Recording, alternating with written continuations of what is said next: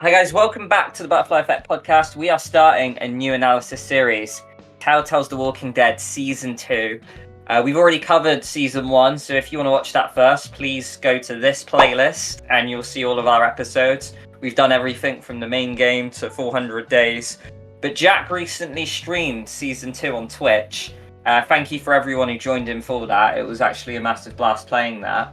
But yeah, as always, the bread and butter of the channel is the analysis show, and Jack and I will be doing our deep dive of the bits we liked, the bits we disliked, what characters were the best, everything in between, just an absolute, deep dive of the episode. So yeah, before we start, Jack, because what we'll do is we'll go through the choices and then we'll just talk about the general episode. But do you remember what feelings you had, if you were excited when it was first dropped that we'd be getting a Season 2 Walking Dead? I was excited, yeah, because I remember, this was 2013. I think I played Walking Dead Season 1 in 2012. I can't remember if that was the year it came out. It might have been a little bit earlier than that. But yeah, I really liked Season 1 a hell of a lot, and I thought I want to see what happens next with Clementine. And like I've said in previous videos, this was my entry into choice-based games. I didn't know about anything else. I didn't know the Fahrenheits, the Heavy Rains and all this. So Telltale was my go-to. And the fact that there was another one, yeah, I was lapping it up, mate. And back then, we've literally just spoke about the long release times, 3 months. I can't believe old me went through that, because nowadays I just could not be arsed waiting that long. So I know Telltale are not in the greatest position at the minute, but yeah, I'm glad that it's a little bit more frequent now. But no, to come back to it, very excited, mate. What about you? Yeah, I can't say I'm surprised, because Season 1 ended on quite a sort of, I don't know, the ending. You see Clementine, look into the distance and there's two shadows. So I almost knew it was setting up for a Season 2, but I almost feel like they probably didn't realise how successful Season 1 would be, because that was almost like their breakout, game which put them on the map. But I'm so glad it was there, and when it was released, the trailer came out, I lapped it up, I pre-ordered it, I made sure I wasn't doing anything that evening, and I remember just playing it and just being really invested. Because yeah, I was so obsessed with Season 1. But yeah, nonetheless, lad, as all Telltale games, we get choices at the end. This was the classic format where we were given 5. We'll just go through them. So the first question is, did you try to save Krista, yes or no? So obviously we put this to the fans, as we do on the channel, and they voted to distract the scavengers, which obviously entails just Clem throwing a rock, which hits one of them, and then it breaks out and Krista runs off, and then Clem gets chased. I can't remember if you just try and sneak away, whether you just hear a gunshot and Krista dies. I'm not sure if that's something you can enlighten me on, lad, or we can just Wikipedia it up. If they're not even sure that's a word, Wikipedia it up. But yeah, I don't know what happens if you sneak away. It's been that long. Well, considering, I reckon it's a nothing choice, lad, considering that if you try to save her, she goes missing anyway. Not even from the episode, but from the whole series, to be honest. Yeah. I don't think it's going to matter too much. But yeah, I think I also tried to save her. It's just she's the only person with us still. Might as well. But, like a lot of these choices, probably nothing themselves. But you know what I was going to ask you? I was basically going to say, was you bothered that Omid and Krista were out the game as quick as they were? Were they characters you held in high regard? Would you for them to have stuck around for longer? Because I've got to admit, I was a bit it's sort of clearing house from Season 1, how quickly they've been dropped, Yeah, and that is something Telltale Walking Dead really had a bad style of doing. They would create this ending, and then the next season would vanish it away, and then just go from scratch as soon as possible. And this season is no exception either, is it? I feel like the opening is brilliant with Krista and Omid, because Omid was a really enjoyable character. I really liked his lines from Season 1. He was a funny dude, but he didn't try too hard. He was just a breath of fresh air, to be honest. But I think when Omid died, I felt it was great. It was really cinematic with that girl. He tries to steal your hat and stuff. He comes to the rescue. And then the way Krista just fucking revenge kills her as well. I love that because it was like, it shows that, you know, Lee's not around anymore. We're in a dark world. So I felt it was really somber and really powerful. So I was a big fan of Omid getting cleared out. And then it kind of is just, you're kind of just left there with Krista, this angry Krista. And clearly you're not clicking, you're not connecting. She probably like loathes you. We don't know what's happened to this baby. So like, you know, time's just flew by. But yeah, I think maybe the Krista one could have got handled a lot better. But I'm not going to lie, mate, I am a big fan of the intro with Omid. I thought that was just really cool. I'm so glad you've. I was actually going to mention this later on, but while we're talking about it, I was going to say that whole bathroom scene was so cleverly done. Like literally, even just as like a refresh, just watching it, like the music was so good. Obviously, it was just really tense with like playing as Clem. You're seeing Omid come in the background, and you're thinking, oh, you know, is he going to get her? Is he not? The door slammed and bang, like that's it. Omid's gone.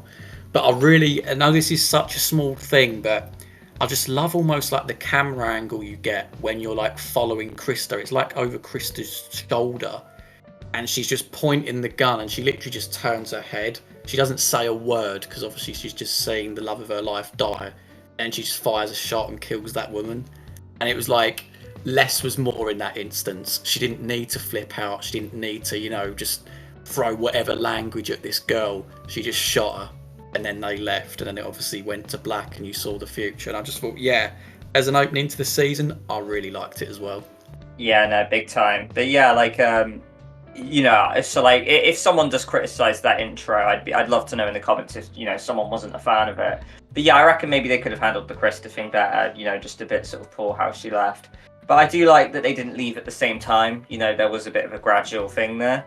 The next question, lad, I mean, really sort of really dark bit of the episode, the one, you know, we all hate talking about, but it is in the game. The moment you leave Krista, you go down the stream and then you encounter this dog. Did you kill the dog, lad? Yeah, I did. I did in my blind playthrough, and then everybody in the chat voted too as well. It's something that you hate to do, and it's one of them things where before I replayed it again in the stream recently, I thought it was a cutscene thing. But the fact you actually have to do it, like you've got like the little pocket knife or whatever, and you're seeing the dog there, it's, you know, it's crying, it's on the spikes, and you've actually got to like do the deed, and it's just, not a nice scene. I literally said it at the top. I was like, this is the worst scene in the entire series. So let's just get this bit out the way, you know. But I do have a little fun fact about that, mate, that I saw on the wiki page, if you want to know it. Yeah, far away. So you know the dog is called Sam? Yeah. That is a little Easter egg for, you know, Telltale Sam and Max. Oh, of course, yeah. I believe that's a throwback to that, which I didn't know before. So, damn. Well, Sam's dead now. So, yeah, it's absolutely horrifying because like we're both dog people. You probably more than me, and it is just horrible when you have to do that. But yeah, I also did the same. You know, putting out this misery is the right thing to do. I felt the whole sequence was really cool though, because it's like, you know, you feel like you've got a dog companion, but whenever a dog is introduced in a horror game, I do get a little nervous, and I was right too, because it instantly dies. It's why if I watch a film, I often look at the website. There's a website called doesthedogdie.com or something, and you can find out if the dog dies in the film to help you avoid the films where that does happen, because annoyingly it happens a lot in media. And yeah, so like that is something I did as well. From a cinematic perspective, like the Omid one, I thought it was really cool though, the way it's a bit of a dead scene, you're just going around this camp, you know, you kill this walker, but it was really terrifying the way it just turns on you. And of course it did, because, you know, dogs are primal, and the moment the food gets introduced, it like bites you because it wants the whole tin, it doesn't want to share. So yeah, and also just really sad after, like, we don't really know what's happened to this dog's family, that this dog's just abandoned, which probably happens a lot in the apocalypse. So yeah, just a really, really gut-wrenching, sad scene, and one that I'm happy to move on from swiftly, lad. Yeah, let's move on. Next choice. Nick, apology. Apology, I'm going to assume, yeah, this is because when you pass out from like the dog bite in the forest, Pete and Luke carry you to their new group. and this new group are arguing, and when you wake up, Nick's scared and he's aiming the rifle right down at you, and he narrowly misses you, and he nearly just absolutely like blows your brains out. Later on, he'll come up to you and say sorry. So did you accept it or did you not? So yeah, I'm pretty sure, I can't remember if I actually put this to a vote, because there are certain choices in this where you don't know whether they're going to be real choices or not. But yeah, I'm pretty darn sure that we did forgive him. And it is quite funny because, like, it's obviously from that point that we established that Nick's got a bit of a itchy trigger finger. And given what happens in episode 2, you'd sort of hope that someone in the group would be like, do we really want this guy to be like in control of like that weapon? Like, he's literally nearly killed a little girl that's just sort of stumbled into our group. You know, it's just like as a little bit of a criticism of this group, and I feel like it's something we are going to be saying a lot in this series because, oh my god, a number of times I've said it in the stream, but there's a lot of things, a lot of moments in this game where Clem like has to become the adult and take the lead on stuff because this group is just so incompetent, and that's one of the instances where I feel like, yeah, they really could have like reined it in on Nick being the one holding the gun. For me, it's the exact same, lad. Like, I feel like although what he did was pretty bad, I was like, there's no point not forgiving him, because I feel with Telltale a key thing is keeping relationships close, because often it's the kind of thing where your life is in someone's hands at one point and you want to make as many allies as you can. So I just was like, yeah, it seems like the logical thing to do is to accept the apology. It's one of those ones, lad, where like a lot of these choices are actually pretty nothing. It's probably just a classic pilot episode where it just sets the tone. But we have another nothing choice here, and it's to do with like when you go, to the fishing spot with Uncle Pete and Nip. You see the dead bodies at the water. Did you give the one that was barely alive a sip of your drink, lad? In the stream, yeah, they voted to give the water. Now, me personally, my blind playthrough, I actually didn't. Which, it sounds really cutthroat, but like it looks like the guy's gonna die anyway. I was thinking this guy's a non-playable character, probably gonna fade out. But I was just thinking, you know what? It's probably best just to get him out, so then we can move rather than sort of dilly-dally around. Resources are scarce. There's a zombie ambush. I think I'd take the water for myself. It probably sounds a bit heartless, but you know what I mean? It's got to be done. What about you, mate? Yeah, I did, just in case. Like, I gave him the water just in case he had information about what happened. But later on, the attack comes pretty swiftly for the next choice we're about to discuss. So, whether it's a mistake or not, you probably could say you did the right choice in your blind playthrough because nothing comes of it, and you just waste some, a bit of resource, So yeah, but maybe a bit of a nothing choice. I'm unsure on that one. With those bodies, though, there is this Easter egg I like to mention. I think I mentioned it to you before, but one of the bodies, the bald guy with the leather jacket, is actually Roman from 400 Days in Shell's story, the leader of the group. So really cool they threw a bit of a 400 Days Easter egg in there, mate. I love that, because that's the thing, 400 days there are Easter eggs for season 1, isn't there? Like, is it Vince or someone who... No, it's Vernon, the guy who steals the boat. You've got a little bit of that in there, and obviously you've got a nice carryover from 400 days into this, yeah. So yeah, big props to Telltale for that. It rewards the fans that have stuck throughout the series. So yeah, I really like that, mate. But yeah, nonetheless, it goes into the next choice, lad. Do you go over to Pete or Nick? They're both kind of like holed up, with like the zombie outbreak that happens down by the lake. Who did you side with? I went with Pete. Not only in the stream, but also my blind playthrough. And honestly, Pete's a character that since playing it back has grown on me quite a bit. I almost look at him as like Mark 2.0 from season 1. He's just sort of that guy that just seems he's just a good ally. Like, he seems competent, he's good with a gun, he knows what he's talking about, he's got enough empathy to level with Clem, when you're like walking through the woods. And like, we've just literally, when you think in story terms, just like lost a character like Lee Everett that's been guiding Clem and teaching Clem. I feel like Pete would have been a really good replacement for, as cold as it sounds, like a really good replacement for him. So naturally, like knowing where it goes, like knowing like where how sort of Pete dies, it's sort of like it's a bit of a bummer. It's almost like the Telltale formula is to introduce a character that you like and then just quickly get rid of them. You know, it's that cutthroat sort of world. I do get you, and it makes it all the more heartbreaking when it's revealed that he has to bite, right? Yeah, exactly. I think as well another reason for not picking Nick is literally because of what we was talking about before. Like, you know, the itchy trigger finger. It just seems like, you know, he seems very temperamental. Like he goes against Pete quite a lot when I feel like Pete's just trying to give him sound advice. Whereas I think Nick's taking it the wrong way. So I was thinking if Clem's life is in danger, I'd much rather be with Pete, even if he has got a bitten leg, than with Nick, who just can't fire a gun. Yeah, for sure. I actually quite like this choice because it does vary how like the next episode or like the ending and you know, sort of the next episode sort of goes at the start, I believe.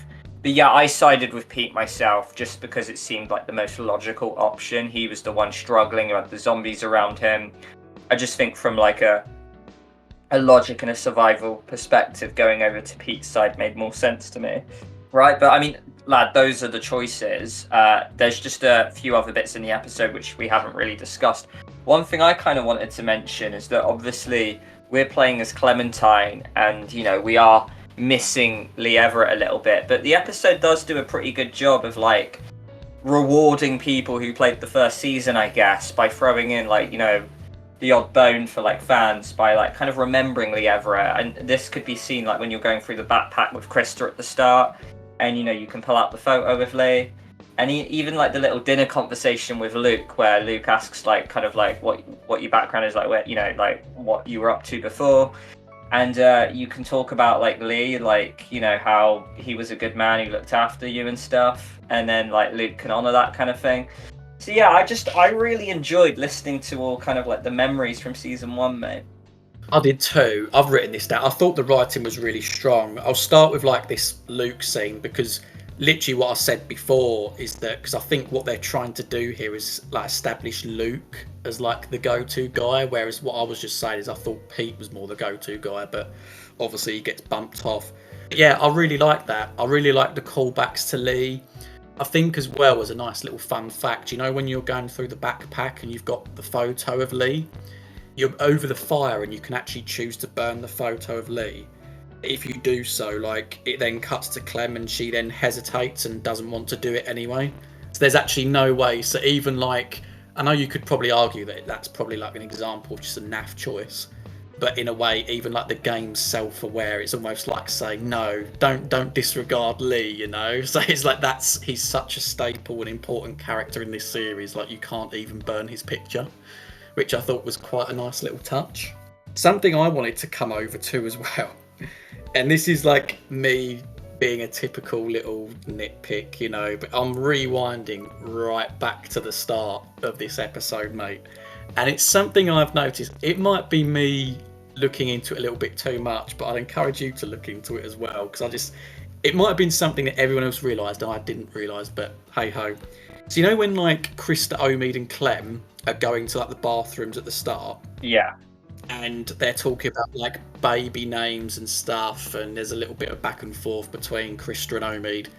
Krista, like as she goes into the toilet, she like looks back at Omid, and then Omid sort of like looks a bit funny, and then he turns to Clem and goes, maybe you should go in them toilets there, Clem, and wash up. And I was sort of thinking, like, did Krista just like give Omid like come to bed eyes like as she went into the toilet? And I was thinking like that's so like in a way it's, you know, very irresponsible, you know, if you're being very serious about it, to let like a little girl in the middle of an apocalypse go into her own toilet where there's a risk of getting attacked by zombies and such. I don't know, like whether you noticed it or not, or whether someone in the comments noticed it or not. Maybe I'm just looking into it too much, but it just, something felt really off about that. Like they've been looking after it for so long, and then it's like, you know, this bathroom scene, they're happy to just separate for a little while. I didn't notice that, no, but I'll have to look back. But yeah, I never gathered that before. And yeah, well, I'm gonna, the moment this ends, I have to see that. But yeah, Funnily enough, though, that kind of mirrors something that, potentially happens in the later episodes between two of characters in our future group who, have a little moment to themselves. So maybe that is an underlying theme in season 2 that people have to take care of their adult needs. Yes, that's the most polite way of putting it. Almost forgot. Clementine. I just want to talk a little bit about the kind of dynamic of this new group, because I kind of skirted over it massively when, we mentioned a Nick apology. But we have to talk about it. We're introduced to this new group. Now, they're very different, because before we're used to sort of like, your Lee, Kenny, Katja, Carly, Doug, Larry, Lily, all them lot. Now we get like Rebecca, Alvin, Luke, Pete, Nick, Carlos, and Sarah. I just want to ask you, plain and simple, are you a fan of this new group? Yeah, I am. I mean, I suppose this is a theme of what I'm going to be saying, like, almost throughout, but like, I think the season 1 group has more colourful characters in it, more memorable characters. I like this group. This group feels more like of a collective than the one in season 1. The season 1, there was a lot of infighting, a lot of bickering all the time, whereas you can tell from the back, because there is a couple of references to Carver in this episode, that this group are very much sticking together. Even like letting a little girl in, they're sort of all a little bit, oh, I'm not sure about that. Some of them have been thinking, oh, like, maybe we should. Others are like, maybe we shouldn't. But on the whole, they're still a little bit cagey, but they're pretty much on the same page about, the issue at hand, so much so that they just throw her in the shed. But yeah, like I say, coming back to the season 1 group, perhaps there's just stronger characters in there. Yeah, potentially. What I will say is that I do think every character serves a purpose. Like, every person is placed there specifically for a reason. I don't think anyone really is kind of like a nothing character. If someone is the most nothing character out of all of them, it's probably Alvin, but even then I do like what he serves. Luke is probably the best one. You just have like cool head Luke, who has the odd sort of lash out moment. He's a little rough around the edges, but he's still like the most sensible one there and the one that kind of looks out for you, the most likable character. I really like the whole dynamic there with how you can like fuck about with Rebecca. I know you did in your stream. And then, Carlos and Sarah's a really interesting dynamic, because you have this really kind of like man with his like head screwed on, who's clearly like a good doctor who's very knowledgeable, but he almost like shelters Sarah too much, and then we kind of get like another Ben, but this girl who like isn't given the survival tools to succeed in this new world, while like Lee gave that to Clem. And we kind of see the example of what happens if you don't give, kids the tools to succeed in this new world. And I felt it was really interesting. It's almost like Clem looking at another version of herself if she didn't learn those things. Before I kind of like pass the mic on to you about like sort of that, I just want to sort of ask you, if you were in that group and this girl came in, Clementine, would you kick her out? Would you keep her in and try and recruit her? Because we almost saw it in 400 Days in Shell's story, didn't we? What happens when you can let a randomer come in, give them food and leave? Because ultimately what we will learn about this group is that they are running away from someone, and they're probably thinking in the back of their minds, is this person a spy in the group? So do you think the group are almost right to be skeptical of her coming in? Oh, 100%. 100%. And on top of that, I think, although I do think that they are perhaps more skeptical because of the risk of the bite. They're not sure whether it is a dog, like whether she's telling a porcupine or not. But I mean, if it even on that angle as well, I think absolutely. I think take the same course of action as a compromise. Just put her in the shed and maybe wait. Maybe give her some food for a few days. If anyone comes along, then you've got an idea that she's potentially a spy. So, yeah, thinking from their point of view, I think absolutely you've got to, as nasty as it sounds, you've got to have that collective spirit. You've got to almost look out for your own in that world, because if you don't, it can cost you. So, like, sometimes the hard decisions have to be made. So, I probably would, mate. Yeah. What about you? Yeah, like maybe not the shed, but I'd probably be like, yeah, come in the house, but you're not allowed a weapon. Maybe you're cuffed. Someone's got to look at you and be with you all the time. You're basically not allowed to leave our site as well, so you can't go back and report stuff. I'd probably be cautious and bide my time just to kind of like suss them out a little bit first. But no, I completely get you. The other thing I wanted to mention, lad, is this whole sneak sequence we do get, because obviously the group chuck you in the shed and you're like, my arm's gonna get infected, I need supplies, I'm gonna sneak in their house myself. What did you make of this whole sneak sequence, lad? I mean, a little bit dumb, sort of, maybe a bit harsh, but it's just like really, like no one, like you know, clearly someone's out looking for you, you're being followed, no one's on guard, no one's like checking the perimeter, no one's like, this little girl's able to basically get around the whole house. I mean, she comes from up, she looks down, she even looks through the door at one point at you all chatting in there, checks a bedroom, heads upstairs, talks to Sarah, checks the bathroom, like, you know, she's done a full house tour and they didn't even realise about it, so it says a lot about them. As far as the sequence goes, yeah, a nice little sequence, and actually it did lend to a funny point in my gameplay, because there's a bit where you go in the bathroom and you hide in the closet as Clem, and then Rebecca comes in and she mutters something like, oh, I really hope it's his, you know, when she's talking about the baby. And then later on, when like you're sat there at the table, because like Rebecca's, I'm not gonna lie, you know what? Quick side note: Luna asked me in the stream, "Are you a Rebecca lover or hater?" And I said neither. Actually, in episode 1, hate's a strong word, but I didn't like Rebecca. There's some like little sort of snappy remarks that she gives, like even when you're walking to the shed, she's like, "Oh, she's definitely gonna turn." So like I was almost like use this as an opportunity to get my own back. So like when Rebecca comes in and you're sat at the table eating, she says something to you, and I just ask like who's you know, whose baby is it? And obviously she then twigs that you must have heard her in the bathroom, and she snaps out, and I just loved it. And that's honestly a thing I've done in this gameplay a lot. There's certain dialogue where I've just been like savage as Clem. It felt really just that one, and looking back, I'm like, I'm glad I did that. Nah, for sure. Rebecca, it's interesting because for me, like, yeah, like you hate her at the start. She's being mean to you, like massively. She's just really skeptical. I mean, but then it almost becomes more understandable when we learn about her dynamic, and she actually does grow pretty close with Clem, and I do like the way the dynamic will shift over the season. But nah. And with your whole comment on the sneak sequence, yeah, I never really thought about it, but you're not wrong. Like, it is a clearly very incompetent group we are with. But I really enjoyed, you know, sneaking around, going around the house. I really wish Walking Dead did this more. We kind of, you know, like had the odd sequence like this, like in season 1 when we go around the gas station trying to free like Irene and stuff. But yeah, no, I actually really enjoyed the scene. You mentioned a Rebecca bit. There's the Sarah bit as well, where she's really excited that there's another girl that she could be friends with, and she instantly starts calling you her best friend.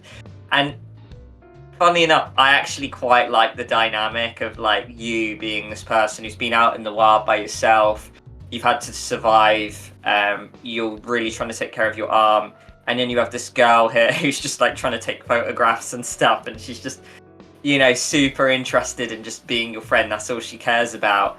And you can really be cold with her. You can be nice and fake with her, however you want.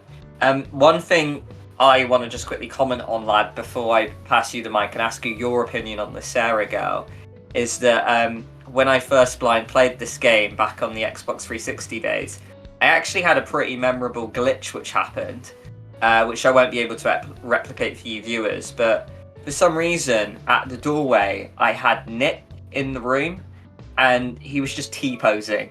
Like, I had the T-pose model, and his like, it was, I was seeing his back and he was just facing towards the door. The guy was just T-posing in the bedroom with us. It was really weird. Oh my god, I'd love to see that. I would love to see that. Obviously impossible, but that would be so good. But yeah, so sorry, you was asking my opinion on Sarah, right? Correct, yeah. Yeah.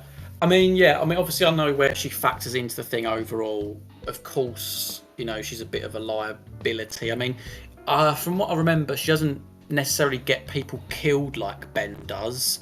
So I guess I feel more sympathy towards her. But like, it's honestly what you said with Carlos, mate, and the whole, comparing that dynamic and Lee and Clem really did strike a chord, because I think that is it, isn't it? It's the difference in the parenting. You've got one parent that's trying to shield her from all the horrors, when really, you do ultimately have to let your child go at some point to see the world for what it is, because you need to harden up a bit, especially in an apocalypse. And then you do have Clem. So I really like the dynamic. I had a little bit of fun with it as well, thinking about the dialogue, like when you first meet her. So like, so you walk in and like, I think something you can ask is like, what are you reading? And then Sarah goes, a book. And it's almost like just that thing there, it almost just sets up the dynamic. It's like, okay, we're not dealing with someone that's very switched on here. And I find it funny how Sarah's older, Clem's younger, but it's almost like Clem is like the older sister, when Sarah's waving a gun about, not knowing how to shoot it, and she aims it at Clem, and he's like, whoa, Jesus Christ, what are you doing? So yeah, like, as much as it's not explored as much as it perhaps could have been in this series, I do like what we see. Nah, for sure. And that's the thing, when everyone kind of comes down on Sarah a little bit, I, as we mentioned, kind of blame Carlos more.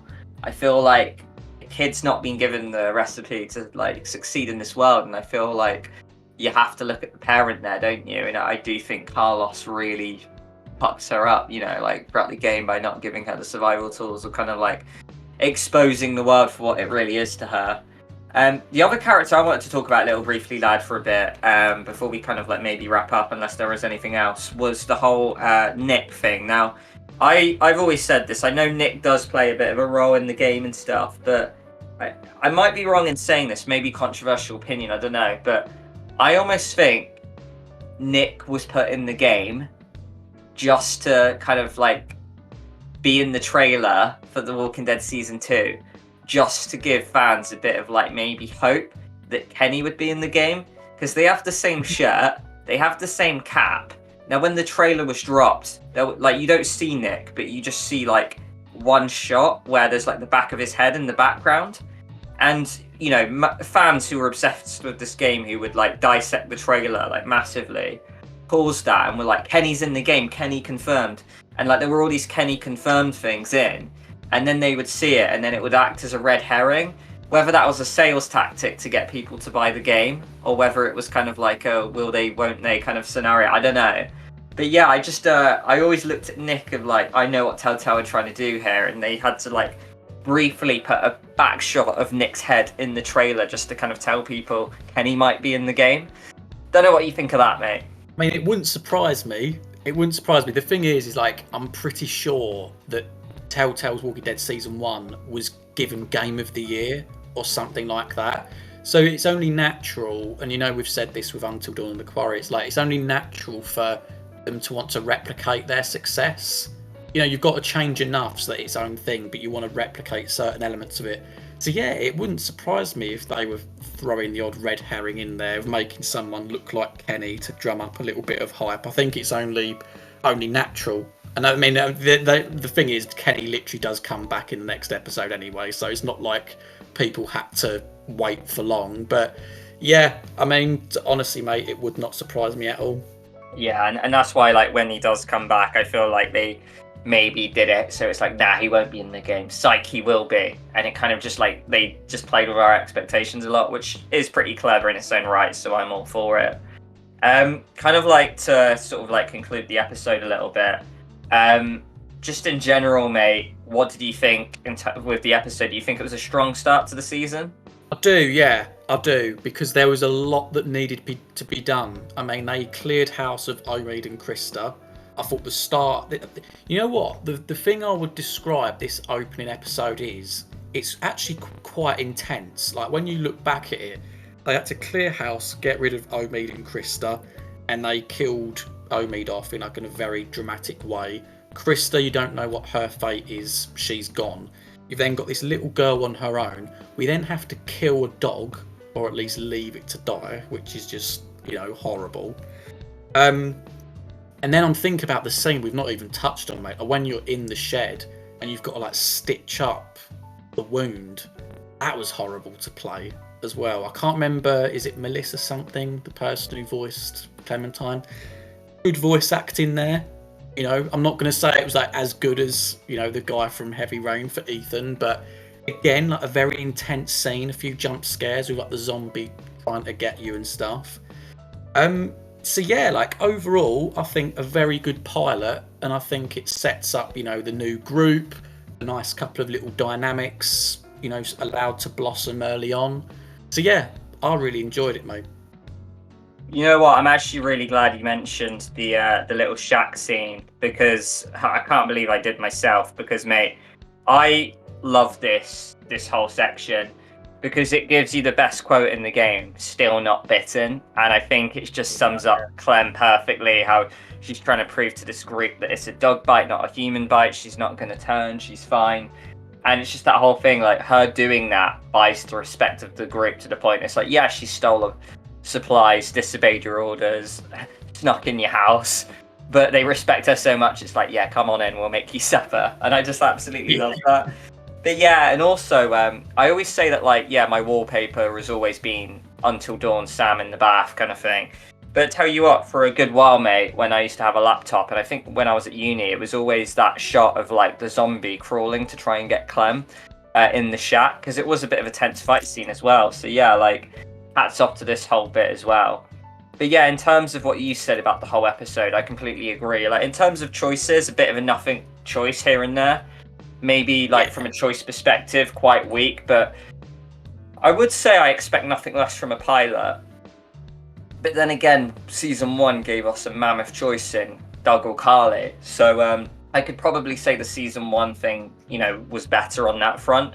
But yeah, like I don't expect miracles from a pilot episode. I think they do a good job of like, yeah, maybe like, you know, you clearing the house, you're introducing us to this new group, and you're getting a story going forward.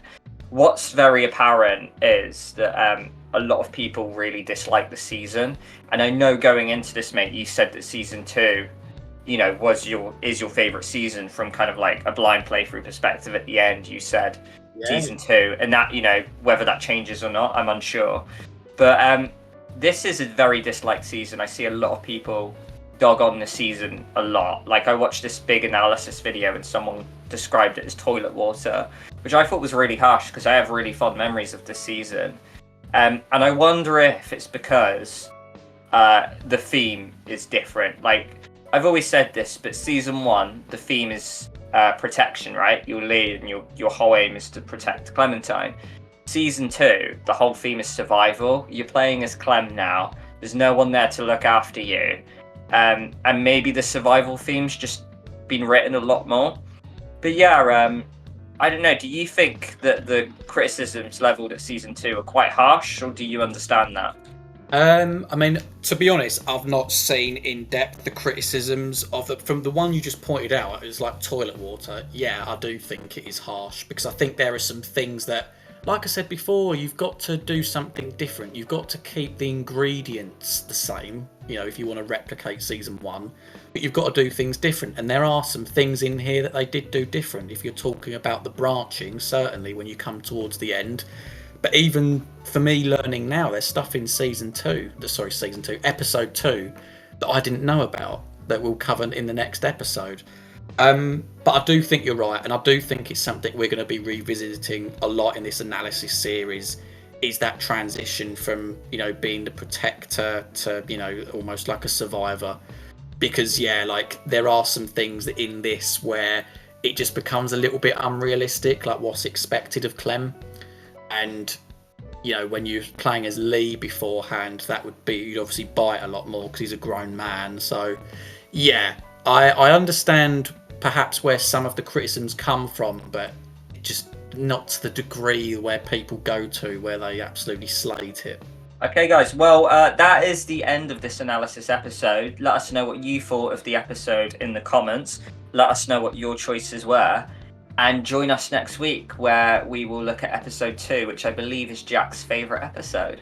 It is indeed A House Divided. We'll catch you then, guys. Take care.